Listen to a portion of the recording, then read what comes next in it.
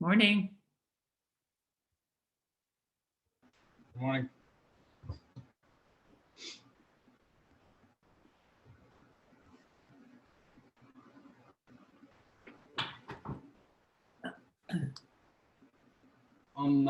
How long did the presentation thing need to be, like for the research? Sorry, Ryan, your microphone isn't, maybe it's on and I've muted you. Sorry, that happens sometimes too. Go ahead again, Ryan, please. How long did the presentation need to be for the, like the Corey ten Boom and the resistance? Right. Great question. I hadn't really given like a formal, I had just asked you to include a few points that you thought would be interesting to us in your research. So sorry if that would, if you wanted more clarity on that. It was a little more like our roundtable sharing, except I did want you to know I would be evaluating it. All right. Yep. Thanks. Okay, look at all of us. Way to go. I'm just going to quickly take attendance here.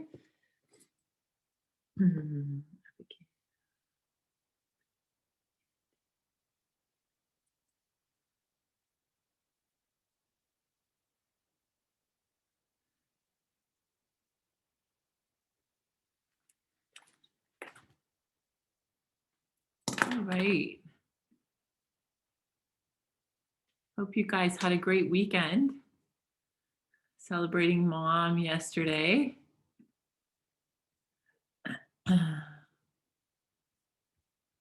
Okay. So we're just missing Joey, it looks like. Let's get started and hopefully he will join us a little later. Does anyone want to volunteer for sharing who they looked up and some interesting information or details you think we'd like to know about either Dietrich Bonhoeffer or Corrie ten Boom? It's always good to go first, get it out of the way, and you can set the bar high for us. So as your peers share, which they will do very, very shortly, take some notes, please. Just point form notes adding to what you have about that person, or if you researched someone different, to add some notes about that person. Okay.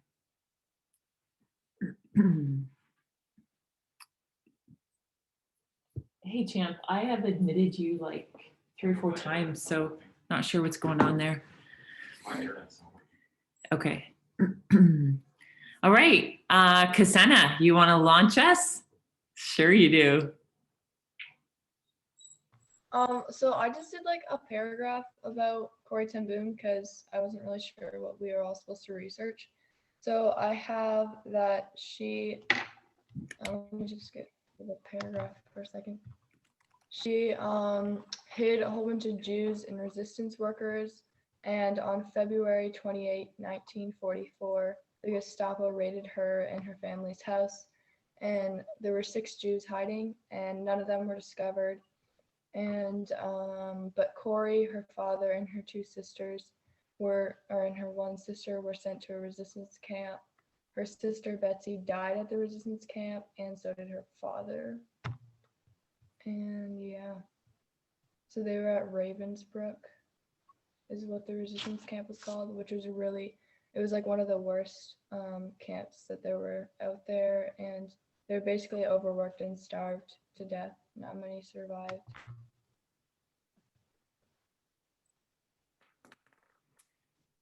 Thanks, Kasena. Can you just give me that date in 1944 when the Nazis arrested them? So on February 28, 1944. Okay, great. Thank you. So we'll be able to start understanding these dates in the context of World War II a little bit better even after this week. but we know that that's towards the end of well, the war's another year, but we know things are really starting to go badly for Hitler. And as we talked about before, when things are going okay, he seems content to leave the Jews in ghettos and slowly starve them out and take their rights and freedoms away. But he doesn't seem as determined to annihilate them. When the war starts going badly for Germany, which it is in 1944, we start to see him accelerating his plans to annihilate the Jews as a people. So this is part of why he's not leaving civilians alone who are protecting Jews or suspected to be protecting Jews. Okay, awesome. Thanks, Sen. I don't want to say too much in case I take someone else's information. Okay, Sam and Han, do you guys mind turning your cameras on, please? Okay, and Abby's sound still isn't working, so she's just going to share her notes with me privately, and that's how I'll evaluate her, just in case you wonder why I don't call on her. We could lip read, Abby. No, we can't actually. Okay, thanks. Hey, Han, you want to go next? I didn't finish it yet. Sorry, one more time. I didn't finish it yet. Okay, gotcha. Andy, you want to go next? Sure. Thanks. I did mine on Corrie ten Boom as well. It'll probably be a lot of like re-saying what Cassena said, because yeah, I don't know, I just had a lot of the same information. So Corrie ten Boom grew up in a religious family, and during World War II, she and her family harbored hundreds of Jews. And I guess I read actually the number was approximately 800, like they saved nearly 800 lives from the Nazi authorities. And then they got betrayed by a fellow Dutch citizen, and their entire family was imprisoned. Corrie survived and started a ministry later and wrote a book, obviously. And she and her family, they ran a watch making and fixing shop, and that's how they hid the Jews. Yeah, that's kind of what I had there. Yeah, that's awesome. It wasn't retelling at all, Andy. Thank you. That was great. Ryan, are you all set to go? Yeah, sure. I also did Corrie ten Boom. Ah. So Did you guys read The Hiding Place in grade 7 or 8? I think so, yeah. Yeah, I think we did in grade 7. Okay. Yeah. Okay. Mrs. Meadman. Okay. Corrie ten Boom and the ten Boom family were part of the Dutch Reformed Church, which protested the Nazis' persecution of those of Jewish heritage. Corrie ten Boom and her family made an elaborate secret room used to hide and house Jews from the Nazis. The room was fitted with an alert system to warn the refugees. It is estimated that the ten Boom family saved about 800 Jews. September 1944, Corrie ten Boom and her sister were caught, arrested, and sent to the concentration camp Ravensbrück. In the concentration camp, Corrie ten Boom wrote her autobiography. In the autobiography, The Hiding Place, she wrote about how she and her sister managed to stay together until eventually her sister died December 1944. Corrie ten Boom was released later that month. And that's it. Okay, thank you.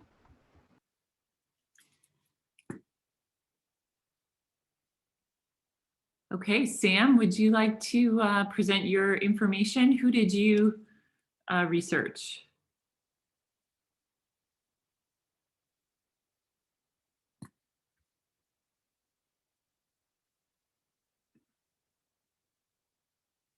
Oh man, just disappeared.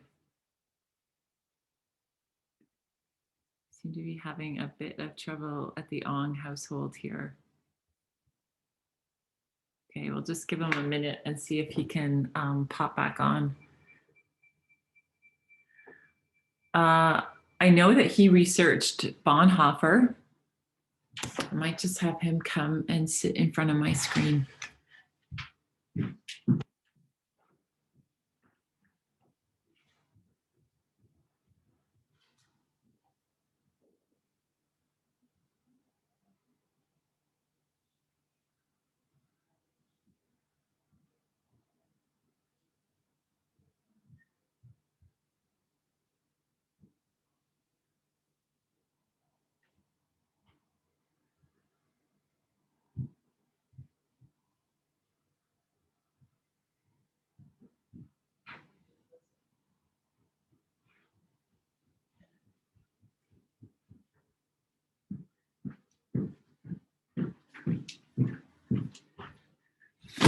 This is one of the perks for your mom being your teacher. Actually, not at all. It's not a perk. Here we go. Hey Go for guys, it. so I did mine on Dietrich Bonhoeffer. And so Dietrich was a German theologian, and he originally signed up with the German Secret Service to act as a double agent while traveling to church conferences over Europe. And he was supposed to be collecting information about the places he visited, but he was instead trying to help Jews escape Nazi oppression. Bonhoeffer also became part of a plot to overthrow and later assassinate Hitler, which did not work, obviously. Bonhoeffer, through privy to various plots on Hitler's life, was never at the center of the plans, but eventually his resistance efforts were discovered. He was arrested in April 1943 when two men arrived to bring him to a concentration camp. He was taken to Tegel prison and he spent 2 years there. He corresponded with family and friends and pastored fellow prisoners and reflected on the meaning of Jesus Christ for today. As the months progressed, he began outlining a new theology, penning enigmatic lines that had been inspired by his reflections on the nature of Christ's action in history. Eventually, Bonhoeffer was transferred from Tegel to Buchenwald and then to the extermination camp at Flossenburg. On April 9th, 1945, 1 month before Germany surrendered, he was hanged with 6 other resistors. Sorry, what was that? April 9th, 1945? 1945. Thanks. Okay, thanks, Sam.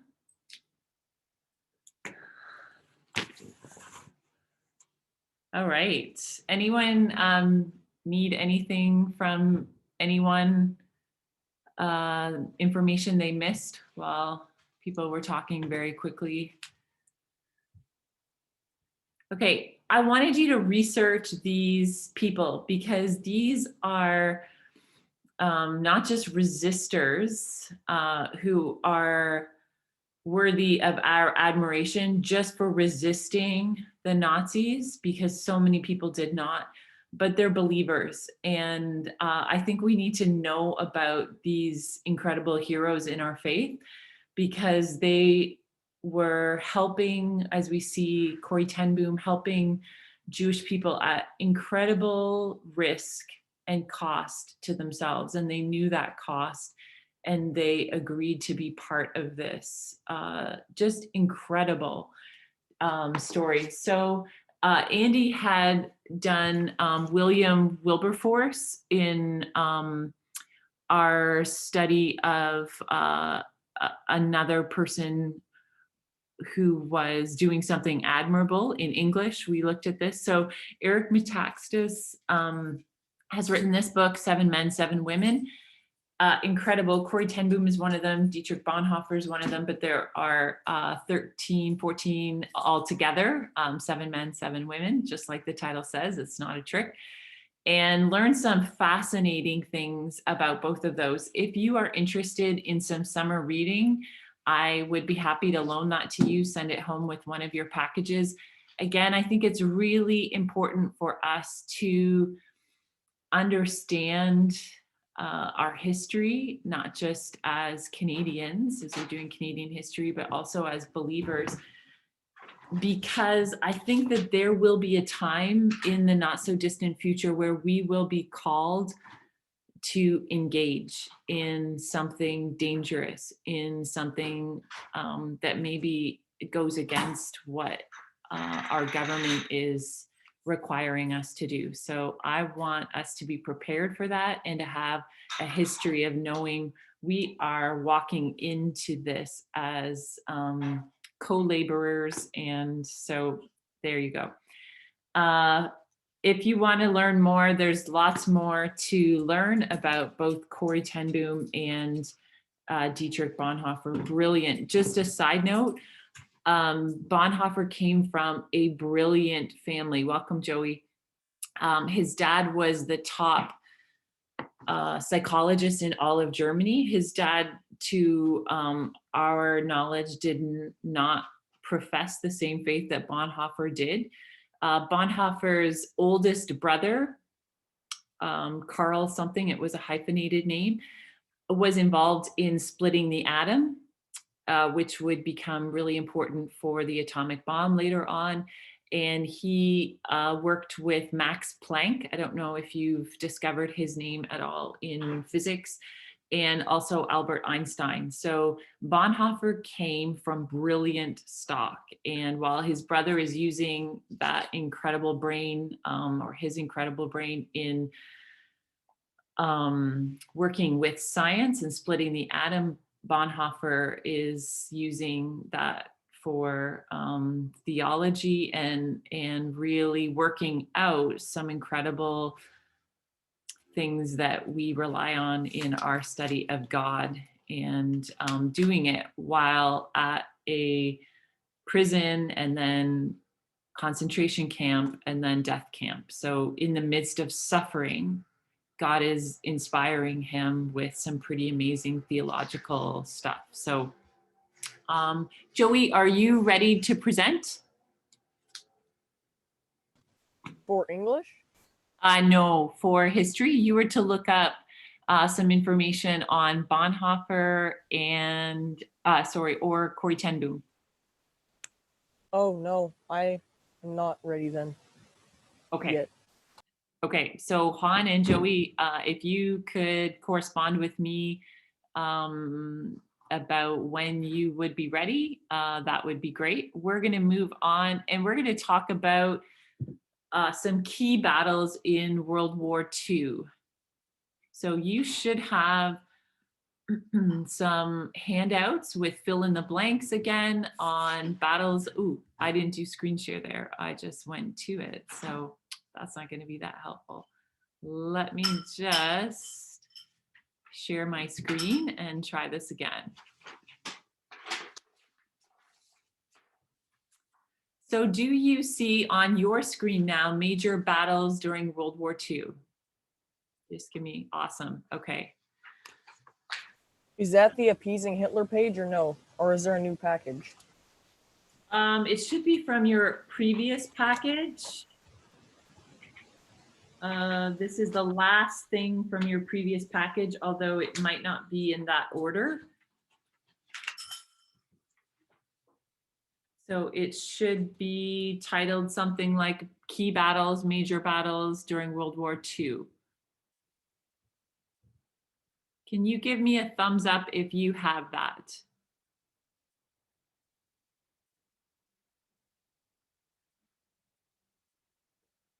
I've got the page that has like the Holocaust on it. Okay, no, so this should be in your first package. This is just the last thing. And again, I sent this while having COVID to Mrs. Pennings. So this may, if it got lost in the shuffle, that's fine. We'll just have to figure it out as we go. But if you don't mind taking a look in your binder with mother eyes, if you could put your mother eyes on and look for it. I haven't put anything in my binder yet, so it'd just be in one of these packages here, but Oh, it would be a good idea as we do these handouts, Joey, for you to put them in your binder with your other history stuff. So either as we complete them or as you receive them. Do you have it, Sam? No. Okay. Dang it. Okay, that's too bad. Does anyone have it? It doesn't look like anyone has it. Can I just Trust me, I won't. I know, it's more just my own. Where is your previous package stuff? It's upstairs. Okay, can you grab that, please?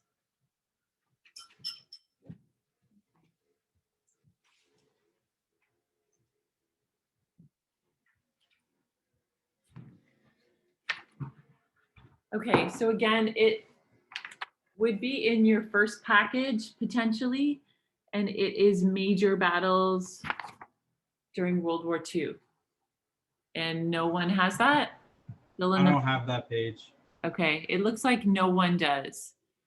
So that's too bad. Just trying to think through if I share that, if you're able to. Let me try sharing that with you. Is it easiest on Edsby or in a Gmail to you? For you to maybe fill in these blanks as we go. What's easiest for you guys to pull up? Something on Ed? Edsby. Okay, let me go to Edsby right now. Oh, how about I stop sharing my screen for right now, and I will just do this. Sorry about that, guys. That was to be included, but I know Mrs. Pennings had a lot of emails from everyone who was in quarantine, so it just might have gotten missed.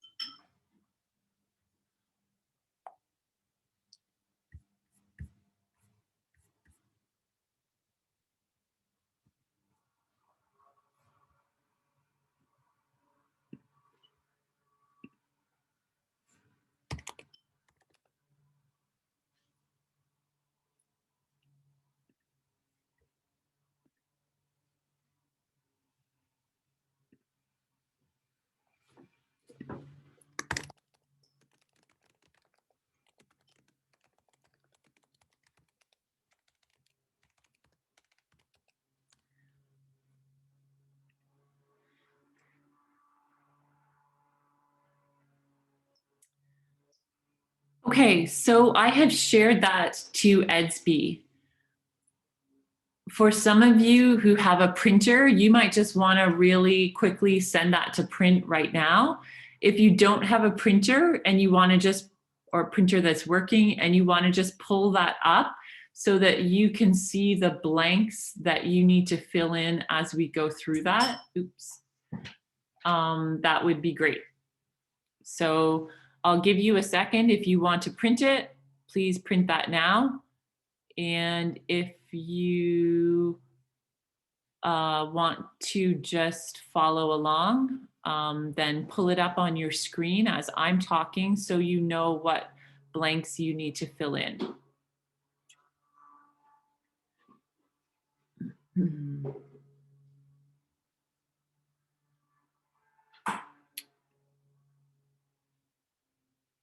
Okay, so I'm just going to get started here. If you disappear to go grab your stuff, that is totally fine. So the Battle of Britain. Just want to really briefly map out our timeline at this point so that you're clear, and this is not in your notes, so you may want to just make a quick note either in your electronic files or hard copy, whichever you prefer. So we know that Germany invades Poland September 1st, 1939. We know that Britain and France declare war on Germany September 3rd. Canada, I believe it's September 10th or 11th. We declare just a few days later because we're our own sovereign nation at this point, unlike World War I, where we get dragged wherever Britain goes. So we decide on our own, yes, we want to be part of this. After Germany has invaded Poland and taken Poland, which we know happens in about 3 weeks because Poland is largely still using a cavalry against the German Panzer tanks. So doesn't go well for them. Then we have what we talked about last week as Sitzkrieg. So in Germany, it's called Sitzkrieg. In Canada and the US, it's called the Phony War. French has their own French term. France has their own French term for this. And Britain kind of calls this the Twilight War. Nothing much happens in terms of a large scale attack for about 8 months. So after Germany has invaded Poland and taken Poland, there's like little skirmishes here and there. Germany is lined up along the Siegfried line of France there. Think about trench warfare. They're the Siegfried line. Right across from them is the Maginot line, where the Allies are lined up. So it's like they're lined up facing each other, and there's little skirmishes, but there's nothing much happening, which makes everyone think, what's going on in this war? We're at war, but there's not much happening.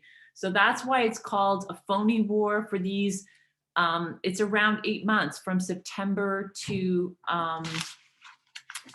April 1940. There's not much going on. Then we get Blitzkrieg. So then in April, Germany invades neutral Norway, Denmark, and this is, we talked about, like, we're talking days, these places, 1 day, 3 days, 6 days. Germany invades, that's why it's called the Blitzkrieg. It's all ready, and it attacks on land and in the air. It takes Norway, Denmark, Belgium, the Netherlands, France. So by June 1940, this is what it looks like because of Blitzkrieg. And remember, because of the pact it has signed with the German Soviet non-aggression pact, which it signed before the war started, this feels like a safe place. We don't have Germans in the USSR at this point, but this is like safety zone because they've signed this pact. So this is where we're at when we come to July 1940. So remember, by June 1940, France has fallen in the Blitzkrieg, okay? So we're now transitioning from Blitzkrieg, it's happened. Germany has all that it wants. It needs to maintain all of this, but it has taken the territory that it wants in mainland Europe. So now we come to the Battle of Britain, and this happens July to October 1940. And we're going to now just begin working through our slides, and you're fill in the blanks here. So with all of Europe under its control, Germany is looking to Britain as its last holdout. The English Channel is only 34 kilometers wide at the most narrow point. So at this point right here, it's only 34 kilometers wide. Hitler is not far from his last enemy in Europe. He knows that, and all the Allies know that. So Hitler begins planning a landed invasion. So under the Battle of Britain, he plans a landed invasion of Britain, but he first needs to clear the skies over the English Channel before he can begin his attack. So this is his plan. So this is air attack. These are air strikes he's planning. That's why we see them from inland. If they were by water, they would obviously need to be from a port here, but we see them taking off from these three main places. And the focus is London, and also any other places along Britain's coast here where there are munitions making factories, hydroelectric plants, any of those strategic spots for our bombers, the German bombers, to take out. Okay, so again, just another map to see what the plan is here. So the German Air Force, or Luftwaffe, set out to clear the Royal Air Force from the skies in July 1940. Wave after wave of German Messerschmitts, Henkels, and Stukas flew over the English Channel. They spread out over Britain to their bombing targets, which we talked about: radar stations, airfields, ports, factories. So anything that will inhibit the war effort in a massive way, those are their targets. Slowly, the RAF, so this is the British Royal Air Force, planes were wiped out. At one point, every fighter plane Britain had was in the air. That's not a good feeling. That's like if you have a police force, every cruiser is out. There's no one for backup. Everyone's out fighting fires. So at one point, because they're so depleted, every fighter plane was in the air. If the Germans had launched a full attack, there would have been no planes left to defend. Suddenly, German tactics change. In August 1940, the RAF made a surprising bombing raid against Berlin. So we see their tactics are going to change in response to Britain's bombing raid against Berlin.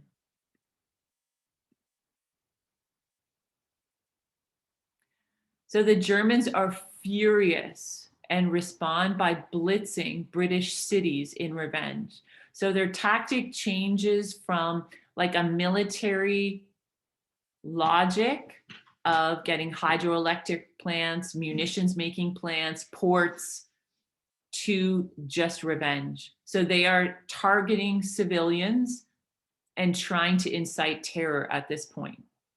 The plan is to terrorize the civilian population into surrender, but this plan actually backfires.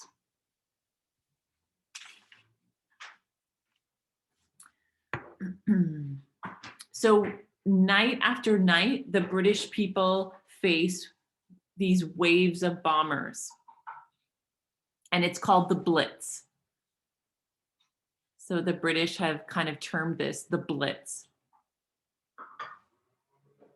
And the design here is to destroy the British will to resist. Remember, they've taken Europe really quickly, like within 2 months. They've taken all major European countries, and they just figure if they maintain the same tactics of blitzing, they're just going to wear the British down and they're going to surrender. So thousands are killed. Property is destroyed, but the British refuse to give up here. We see that bombs are rained down on London day and night. People move into air shelters and subway stations. We're going to see some pictures of this in a second. They rebuild and become stronger, not weaker. So for some reason, this ignites in the British a desire to fight back and fight harder, even though they're basically outgunned. So we can see some just massive destruction. It's hard for us to wrap our heads around this, but imagine walking downtown St. Thomas to a place that you're familiar with, and this is what's happened overnight.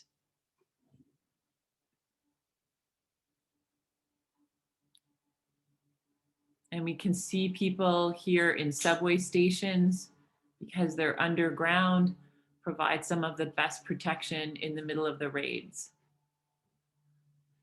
Takes a minute to kind of see how the faces of these buildings have just been destroyed.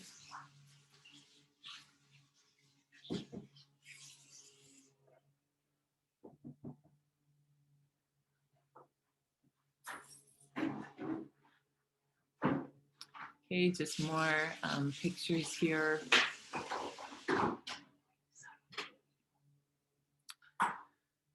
So the German raids on London allowed RAF fighters like Spitfires and Hurricanes to regroup. September 15th, German planes blacked out the skies over England, but the RAF was ready. When the day was over, the Luftwaffe was beaten. Hitler called off the attack 2 days later, and the Battle of Britain was won by a few hundred pilots, about 80 from Canada. So Churchill says about this time that never was so much owed by so many to so few.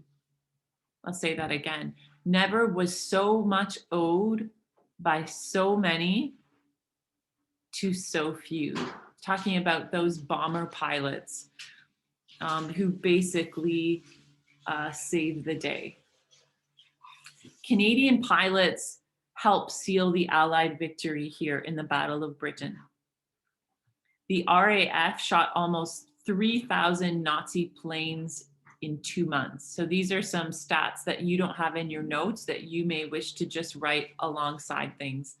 So the RAF, which Canada is part of, shot almost 3,000 Nazi planes in 2 months.